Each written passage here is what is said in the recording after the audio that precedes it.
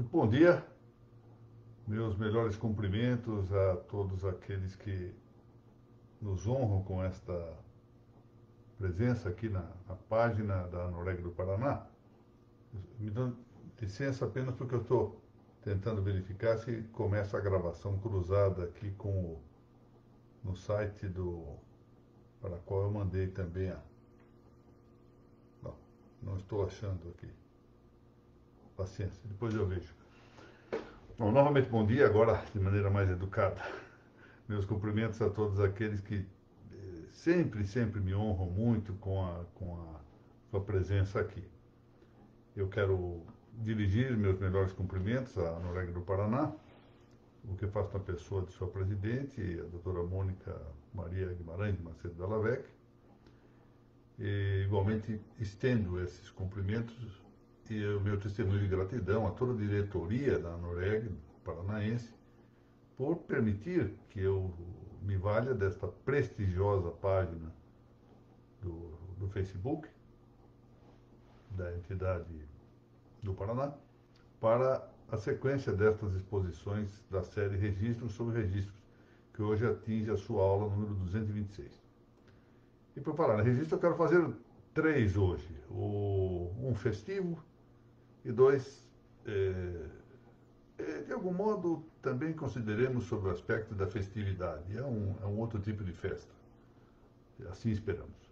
O festivo, hoje cedo tive a notícia de que no dia de hoje se completa o 80º aniversário do desembargador Celso, pai da presidente da Norégia, da doutora Mônica, e eu quero aqui indicar a minha satisfação com isso e dirigir os meus cumprimentos publicamente ao desembargador Celso. As duas outras notícias que se dizem festivas só sob certo aspecto, uma é a do falecimento do editor Gumercindo Rocha Doria, um grande editor de livros. Um dos meus projetos de vida que não deram certo, vários desses projetos não deram certo, essa é a verdade, mas um deles era o de ser editor. Eu gostaria de ter uma editora, gostaria de ter uma livraria onde se pudesse tomar café e se discutir sobre livro, ver livro, conversar, etc. E o Gumercindo, a quem eu conheci muitíssimo quando eu era jovem, morreu em virtude de um câncer que o molestou nos últimos tempos de vida, já com mais de 90 anos de idade, e deixa uma obra interessantíssima. Era, além de ser um editor, um grande pensador, sobretudo no âmbito da política e da cultura brasileira. Bom, fica assim consignado esse voto. E hoje, exatamente no dia 24 de fevereiro, também se completa o 25º aniversário da morte do meu pai, em 1996. Portanto, é um dia que, para mim, tem esta peculiaridade da lembrança de já tanto tempo que meu pai morreu, e assim a vida, não é? Quer dizer, eu fico imaginando, isso serve para todos nós, e vamos logo partir para a aula. Os meus netos não conheceram meu pai, não terão notícia dele, como eu não conheci o meu avô paterno. E assim somos todos nós, né? Coisas, servos inúteis, passageiros, que nem no meu caso, os meus bisnetos não me conhecerão. E tudo isso passa, frequentemente são vaidades do mundo. Mas vamos em frente. Ainda hoje começam as aulas da pós-graduação do Centro Universitário Ítalo-Brasileiro, nas áreas de Direito Notarial e Registral. Parece, eu não recebi confirmação, mas espero ao longo do dia receber essa confirmação, e sendo o caso, darei notícia dela pela mídia social, que o Centro Ítalo-Brasileiro permitirá o acesso livre a esta primeira aula, como forma ainda de convocar mais alunos para o curso, embora o número de inscritos seja bastante razoável. E eu quero mesmo deixar aqui um público agradecimento àqueles que colaboraram Fiquei sabendo até mesmo que uma registradora de imóveis do interior de São Paulo, que sequer eu conheço pessoalmente, fez questão de inscrever 3 de seus colaboradores nessa pós-graduação. Eu fico muito satisfeito com essa vocação acadêmica de várias pessoas. Bom, é quase um mecenato, pode-se dizer isso. Né? Então, hoje começa às 6h30 o curso da pós da Ítalo Brasileira. Vamos então para a nossa aula de hoje, que diz respeito à anticrese, que nós estamos tratando já desde a exposição passada. Como todos sabem, especialmente aqueles que militam na área do registro das notas, esta é a anticrese é um contrato e uma garantia muito pouco utilizada, que se saiba, no Brasil.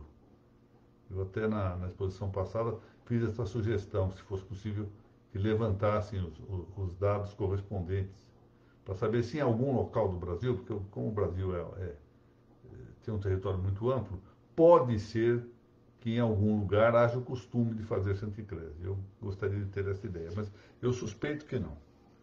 Hoje nós vamos tratar dos títulos formais para a instituição e constituição da anticrese e do tema da posse do imóvel a que se refere a anticrese, se isto é ou não relevante para a caracterização desse instituto.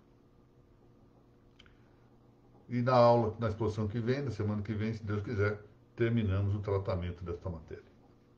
Bom, os títulos para instituir a anticrese, portanto, não para constituí-la, porque para a constituição vai depender do registro. Os títulos institutivos da anticrese são 3, em seu gênero. Não é? O contrato, a disposição de última vontade, que, de certo modo, também atrai a ideia de contrato, e o título judicial. E esses títulos, que são institutivos da anticrese, portanto, são títulos que têm potência para que, uma vez atualizados, a anticrese como garantia real se concretize, devem ser levados à inscrição no registro imobiliário. Já era uma lição antiga, sustentada por Pontes de Miranda, que diz o seguinte, vou ler aqui uma passagem do Tratado de Direito Privado. O acordo não tem eficácia erga omnes, se não foi inscrito no registro de imóveis. E ele completa, a transcrição no registro de títulos e documentos não lhe a daria. Provavelmente aqui, a esta altura, se discutia ou havia uma praxe de levar o contrato anticrético para os títulos e documentos. Por motivos que, a esta altura, não saberia dizer quais fossem. Enfim, ele diz, tem que ser levado para o registro de imóveis.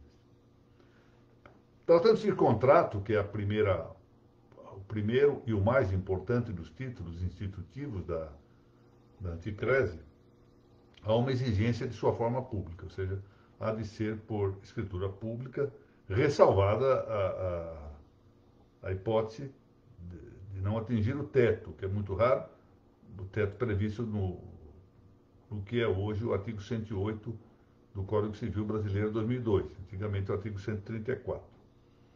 Era já lição antiga essa exigência da escritura pública, tal a defendiam na doutrina, entre outros autores, Afonso Fraga, Cláudio Bevilacqua, Carvalho Santos, isso ao tempo do Código Civil de 1916. E essa exigência, como diz Afonso Fraga, da escritura pública, não era meramente com o caráter ad probationem, ou seja, para fins de prova, senão ad solemnitatem, ou seja, para a própria existência, vamos aqui traduzir um tanto estilisticamente essa expressão ad solemnitatem, que em rigor significa para a solenidade ou solenização, mas para a própria existência do contrato. Ressalvada a hipótese, essência válida aqui, ressalvada a hipótese de o ajuste dizer respeito a um valor inferior ao limite que então se indicava no inciso 2º do artigo 134 do Código Civil, de 1916, e que agora faz parte do artigo 108 do novo Código. Mas há uma coisa aqui acadêmica que vale a pena nós, enfim, uma quitação só, por assim dizer, especulativa, mas que não deixa de ter um interesse curioso. Volto a dizer, meramente acadêmica, não é para aplicação prática, em vista do nosso direito oposto. É que, em rigor, a anticrese não recai diretamente sobre um imóvel. Esse é o ponto. A garantia direta que a anticrese aflige diz respeito aos frutos do imóvel, portanto, bens móveis, quando extraídos do imóvel,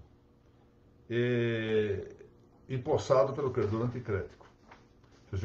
O imóvel é apossado pelo credor da anticrese e, com isso, ele obtém os frutos. A garantia direta é sobre os frutos, é indireta sobre o imóvel. Porque o imóvel permanece sob o domínio do credor. De maneira que, teoricamente, é disputável a exigência de escritura pública para a instituição da garantia. Por exemplo, nós vamos ver lá Afonso Fraga, no seu magnífico livro Direitos Reais de Garantia, diz o seguinte, vou ler aqui, abro aspas. A anticrese, tendo por objeto imediato, ou seja, sem médio, imediato, os frutos, e não a coisa que os produz, e não o imóvel que os produz. E Carvalho Santos também deixou dito que a anticrese não onera o imóvel. Está lá, textual, um comentário ao Código Civil Brasileiro, de 16, o artigo 805, no item número 5 desse comentário por Carvalho Santos. Portanto, em princípio, seria disputável, se tratando a anticrese diretamente de onerar bens móveis, haveria necessidade da escritura. Acontece que há uma disposição expressa no nosso Código Civil vigente agora, a do inciso 4º do artigo 1424. Inciso 4 do artigo 1424. Que então alicerça a orientação doutrinária de que a anticrese recai sobre imóvel. Por que diz isto? Essa norma prevê o seguinte, que o contrato de anticrese indique, abro aspas, o bem dado em garantia com suas especificações. É claro que não é possível especificar os frutos, ou pelo menos é pouco menos do que possível. Quando se fala em bem dado em garantia, o que se está a referir é o imóvel, determinado e especializado. Então, parece que à luz do nosso direito não seria realmente sustentável essa tese, que me parece, por outro lado, teoricamente muito bem articulada, de que os bens diretamente onerados são os frutos, e não o imóvel que os produz. Quanto à possibilidade de instituir-se a anticrese por meio de disposição de última vontade, que é um negócio jurídico unilateral, e por meio também de decisão judicial, esse é um certo aspecto novo, isso já era a doutrina de Pontes de Miranda, já mencionei aqui a obra, Tratado de Direito Privado. E quanto a essa decisão judicial, ou seja, que possa a anticrese instituir-se mediante título judiciário, título de origem judicial, sustentou Pontes de Miranda poder o juiz, abro aspas, constituir anticrese nos mesmos casos em que pode constituir hipoteca ou usufruto. Ele prossegue explicando a razão. A anticrese judicial é cabível, abro aspas, quando essa for melhor solução, no caso, do que a hipoteca judicial. Então, aí, nessa hipótese, admite-se que por meio de carta de sentença ou de mandado judicial se faça o registro correspondente da anticrese. Há uma tendência, essa tendência começou aí por volta quero crer, na década de 70, fins da década de 70, início da década de 80, no sentido de tornar o instrumento judicial mais ou menos como uma espécie de sentinela de reserva, ou se nós quisermos, um instrumento secundário, subsidiário, do instrumento notarial. Eu ainda me lembro que no início da minha carreira da magistratura, havia muita discussão sobre a possibilidade de se fazer mediante sentença homologatória, portanto, expedindo depois carta de sentença, determinadas coisas que se previam, no âmbito do direito de família, fazer-se por acordo e, em geral, exigir muitas vezes, ou pelo menos com conveniência, o título notarial. Mas foi crescendo essa possibilidade, de início se opôs alguma resistência, mas quase sempre a pretexto de economicidade, de tempo, de custos e de esforços, se sugere esta possibilidade subsidiária da atuação judicial. O problema, talvez até no limite fosse justificável, o problema é que com o tempo isso passa a se tornar um aspecto substituinte, efetivamente, da atividade notarial. Hoje em dia, por exemplo, se tem notícia de que em determinados juízos, que por sinal frequentemente sequer foram instituídos por lei, faz uma espécie de processo simulado para expedir-se depois de um acordo chamado acordo do doce constrangimento. Então, vamos fazer um acordo, então, talvez estamos de acordo. Para que dali saia um título para assim subsidiar, mas na verdade isso é uma opção mais barata, é por isso que se faz assim, a escritura notarial nos casos de separação e de divórcio. Então, nós precisamos tomar uma certa cautela para evitar isso que, no fundo, é um intuito fraudatório da intenção normativa. Bom, às vezes se faz com consciência, às vezes não se faz com consciência exata do problema. Não? Uma coisa é apontar como se diz, a parte objetivamente uma conduta que se mostra irregular, outra é que moralmente ou juridicamente nós imputemos a falha sem que saibamos em cada caso qual é a consciência que tem o agente da ilicitude do próprio ato. Então vamos deixar isso bem ressalvado. Bom, o título institutivo da anticrese deve preencher alguns supostos e requisitos legais que são expressos no nosso direito posto. Bom, já deixamos antes referido aqui na aula anterior que somente pode instituir anticrese quem tenha poder de disposição sobre o bem objeto da garantia. Isso é matéria expressa do artigo 1420. Se o dono do imóvel não tem poder de disposição sobre o bem objeto, ou então, se quem quer instituir anticrese sequer é dono do imóvel, não é possível que se institua esse contrato anticrético. Mas, note-se bem, isso não impede, e esse é o ponto importante, retroage a aquisição desse poder dispositivo para dar eficácia ao contrato ou negócio jurídico unilateral, e cuja formação tem antecedido essa aquisição. Vamos ver o seguinte, é o que está no parágrafo 1º do artigo 1420. Vamos ver ali que o título que se forme com esse defeito de disposição, de disponibilidade, não é nulo, nem anulável. Portanto, pode fazê-lo o notário, mas é somente ineficaz. O que é que diz a lei? A propriedade superveniente torna eficaz desde o registro as garantias reais estabelecidas por quem não era dono. Então, o que se reclama, o que se pensa convir à atividade notarial neste caso? Bom, o notário verifica que o contrato está sendo feito entre Tício e Semprônia, e o proprietário do imóvel é Caius. Ele diz, olha, aqui é esse problema. Se Semprônia diz, não, mas eu sei disso, é que ele vai depois registrar a escritura pública aí pela qual está vendendo o imóvel ao Caio. Ah, ótimo. Então já está divertido. Às vezes até convém indicar isso na escritura notarial para tornar mais expressa a providência, a prudência, o cavério notarial. Mas pode fazer. Não é nulo, nem anulável o título. Observe-se ainda que tem semelhante poder de disposição e, pois, podem instituir anticrese, isso nós já deixamos dito também na exposição anterior, o enfiteuta, o usufrutuário do imóvel, isso não é só o titular do domínio, portanto, o enfiteuta e o usufrutuário, mas a garantia fica limitada ao tempo da duração do domínio útil correspondente. encerrado o domínio útil, exaurido, esgotado o tempo, se foi a termo, etc., também a garantia da anticrese se extingue. Pode também ser instituinte ou participar do contrato de anticrese o fiduciário, quanto ao bem objeto do fideicomisso, enquanto dure a propriedade fiduciária. É a mesma coisa, a mesma limitação de tempo. E o próprio credor anticrético, ou seja, eu estou na posse do imóvel, sou credor anticrético e constituo aí o que se poderia chamar de subanticrese. Eu mesmo posso, portanto, instituir uma anticrese sobre a minha posição anticrética.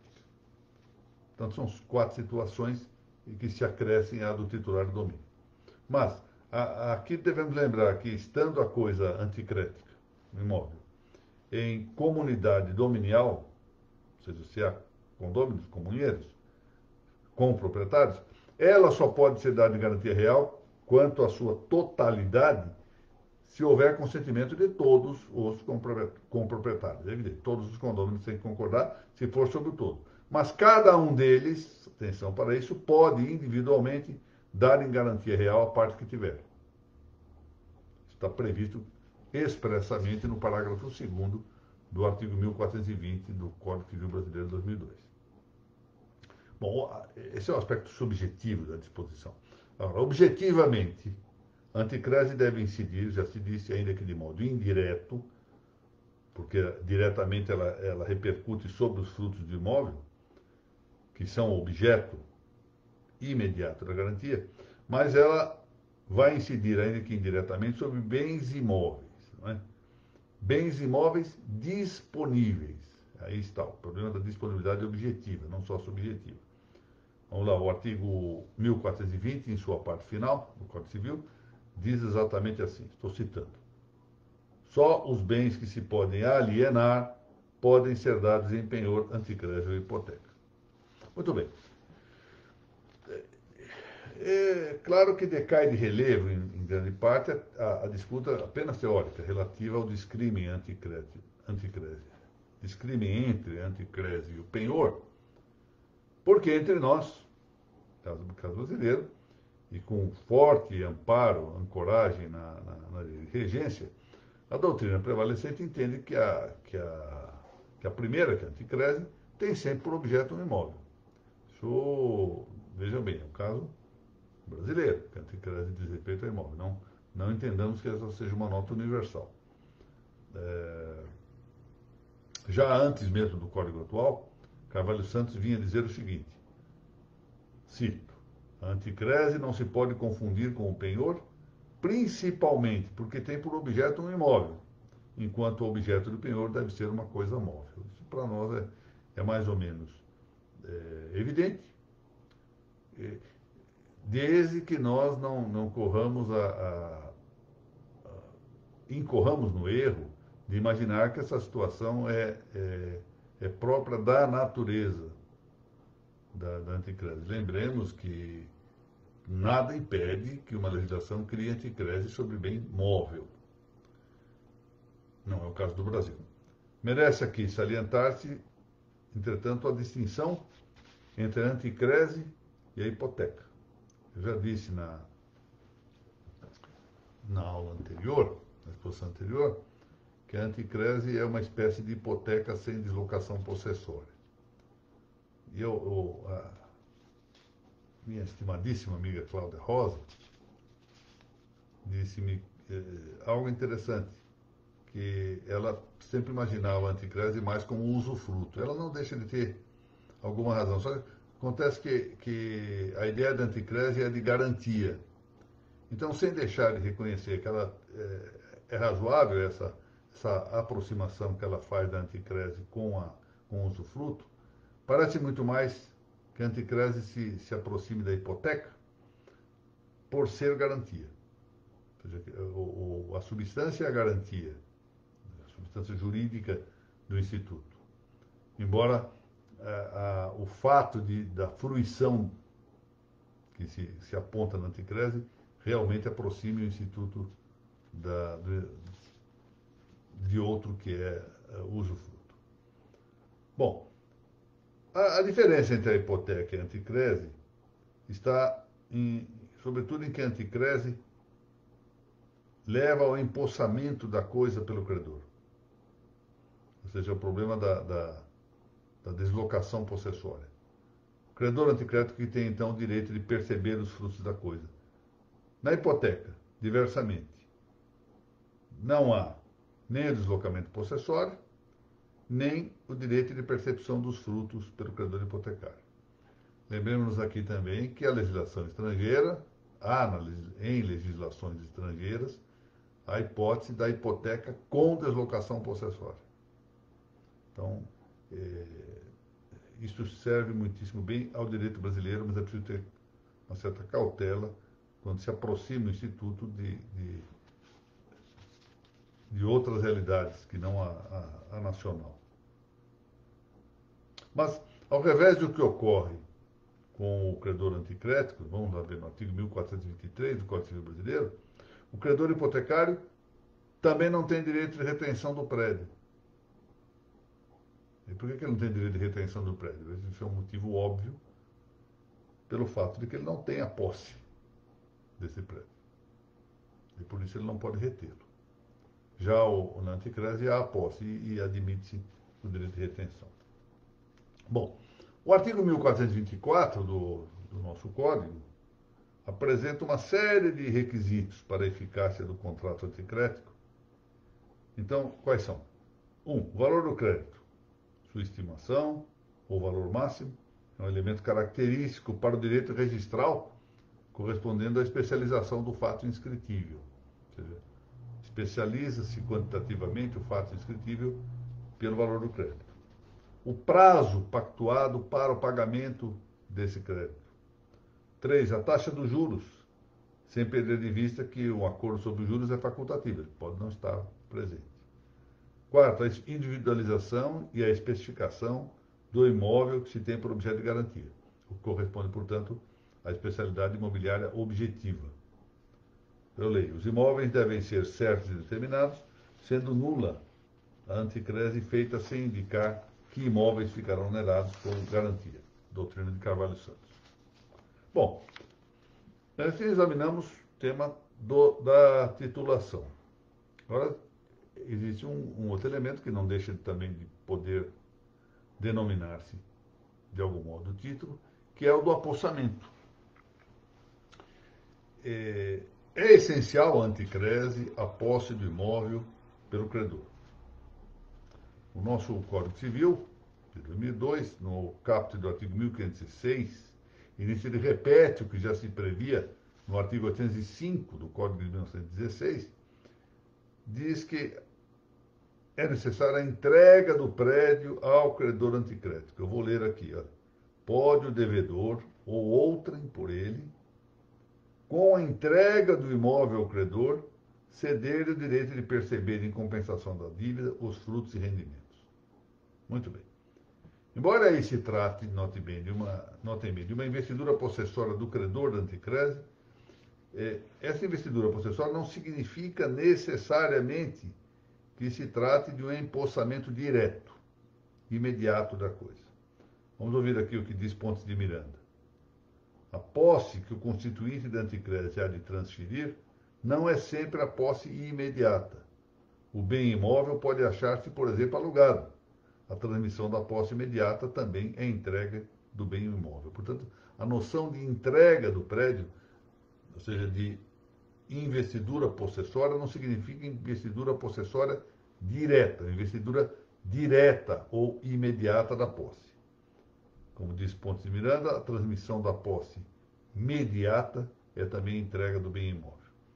Daí a observação desse mesmo autor. Qualquer tradição, basta inclusive o constituto possessório.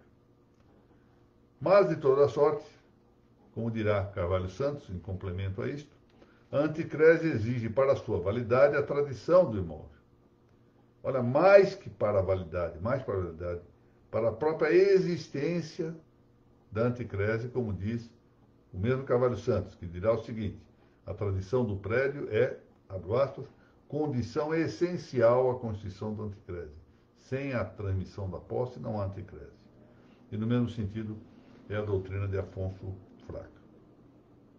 Dessa maneira, o que me parece não se permite é afastar o direito ao apossamento. Porque se não houvesse esse direito ao apossamento, em vez da anticrese, nós estaríamos diante ou de uma dação dos frutos em pagamento ou de uma hipoteca. Com efeito, suponho que o devedor retenha a posse direta do imóvel e recolha os frutos, entregando-os ao credor anticrético. O que nós temos aí é uma datio insolutum. Datio insolutum que portanto, uma figura distinta da anticrese. Uma dação em pagamento. Se em vez disso o devedor conserva a posse, sem ajuste de entregar os frutos, o que ele está fazendo é uma hipoteca. Está hipotecando o imóvel. De maneira que o primeiro atributo do credor anticrético, que é o de fruir do imóvel objeto e perceber os frutos, pode realizar-se tanto com esse apossamento direto quanto com o apossamento indireto. Por exemplo, o exemplo é de Ponte Miranda. Se o imóvel está alugado, eu constituo a anticrese e digo, olha, os locativos, os aluguéis passam a ser do credor anticrético, que já está recebendo os frutos. E mantém, mas eu transfiro a posse, porque do contrário seria dação em pagamento. De maneira perfeitamente possível, e a previsão do parágrafo 2º do artigo 1507 do Código Civil de 2002 só faz confirmar essa posição de que o credor anticrético possa substituir o proprietário locador no ajuste locatício. Muito bem. E com isso nós encerramos esta exposição de hoje, número 226 da série Registro sobre Registro, que frui do prestígio de ministrar-se aqui nesta página da ANOREG do Paraná. E eu até vou verificar, porque o que acontece? Como eu estou compartilhando esta exposição na página Pensando com Ricardo Dibble, mas não sei se foi ou não hoje. Eu só vejo até agora, aqui no desktop, os comentários que foram feitos na página da ANOREG. E aí não tenho feito a merecida saudação aos que vêm à aula pela página do Pensando. Não é demais lembrar aqui, aproveitar a chance de dizê-lo, que... está aqui, apareceu, olha. Vamos ver, coisa boa. Que esta página Pensando com Ricardo Dibble não foi criada por mim. Preciso que se diga que foi um grupo de alunos, discípulos e amigos, liderados pela estimadíssima amiga Thaís Castelo Branco. Esse grupo foi que criou esta página. Eu até quis evitar, não que se criasse a página, achei que estava bem, mas que se utilizasse o meu nome.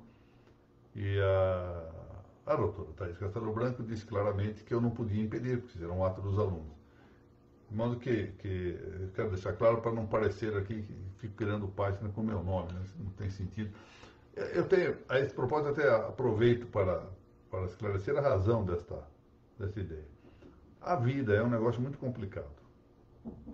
A gente sabe, alguém pode estar mal ou bem na vida, seja um comportamento moral ou imoral, etc., e terminar bem ou mal. Ou seja, uma vida inteira boa pode redundar num final terrível, ou uma vida inteira má pode redundar num final satisfatório. Sempre nesse último caso, lembremos aí de São Dimas, né? Crucificado ao lado na mesma ocasião que Nosso Senhor foi crucificado. E em contrário, uma vida interessante, por exemplo, o rei Henrique VIII da Inglaterra, que tinha uma vida toda em ordem, era um grande pregador moral, etc., depois tem um destino provavelmente muito ruim. Então nós temos que evitar as homenagens às pessoas vivas e por isso que eu sou um pouco reticente com o uso do meu nome, né, nesse tipo de coisa. Mas, enfim, o senhor sabe, com aluno não se pode, não se pode discutir, essa é a verdade. Vamos cumprimentar, então, toda a lista aqui. Vou começar pela página da Noreg, cumprimentando a professora Kátia Jonas Dias. Vamos ver se sai o nosso curso lá de Guarulhos, né, doutora Kátia? O do Centro Ítalo-Brasileiro vai sair a partir de hoje à noite. Cumprimentar aqui a doutora Mônica Dalla Vecchia, presidente da Noreg Paraná. Muito bem. Doutor Mário Martinelli, que está sempre presente aqui nas aulas. Agradeço muito, é um prazer muito grande dele por aqui, doutor Mário. Doutora Maria Ornelas, muito bom dia. Prezado Rogério Tobias. Rogério é filho de um dos grandes amigos, já que hoje completou-se o aniversário de morte do meu pai. O doutor Ibrahim Tobias, pai do Rogério, foi amicíssimo do meu pai. Muito bem. Obrigado, doutora Mônica, por ter transmitido ao doutor Celso os meus cumprimentos. Doutor Fernando Abreu Costa Júnior é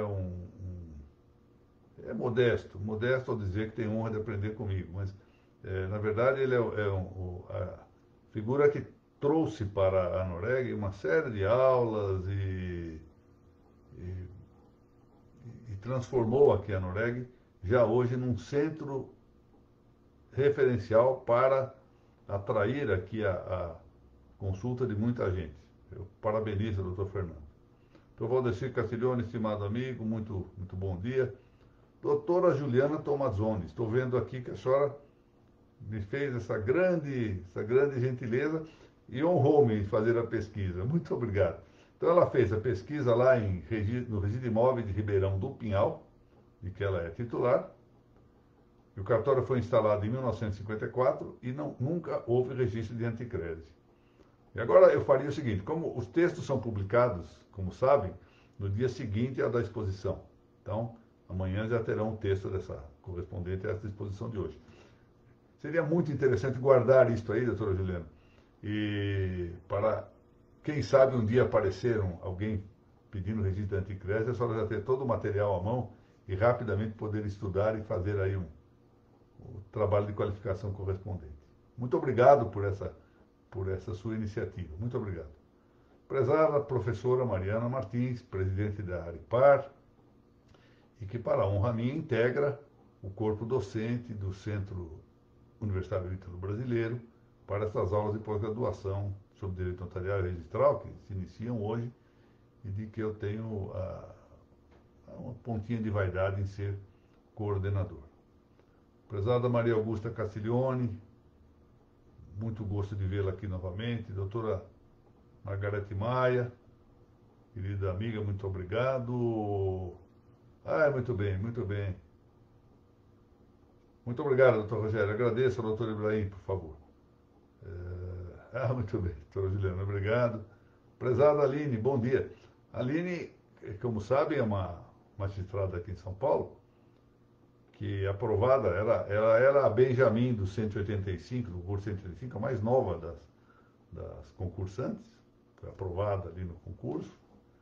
E depois disso, foi para a Vara de Registros Públicos, onde fez um trabalho interessantíssimo como juiz auxiliar lá na Vara de Registros Públicos, migrou para as varas da Fazenda Pública de São Paulo, iniciou um curso de pós-graduação e teve já, embora agora no dia 1º de março ela completa 5 anos de magistratura, e já antes desse primeiro período, primeiro lustro, já foi convocada pelo presidente da Seção de Direito Público do Tribunal de Justiça de São Paulo, meu queridíssimo amigo, o desembargador Paulo da Costa Magalhães, para ser juíza assessora dali da presidência. Muito bem, uma boa escolha, e de um nome ela é muito ponderada, muito estudiosa, e penso que fará ali um grande trabalho.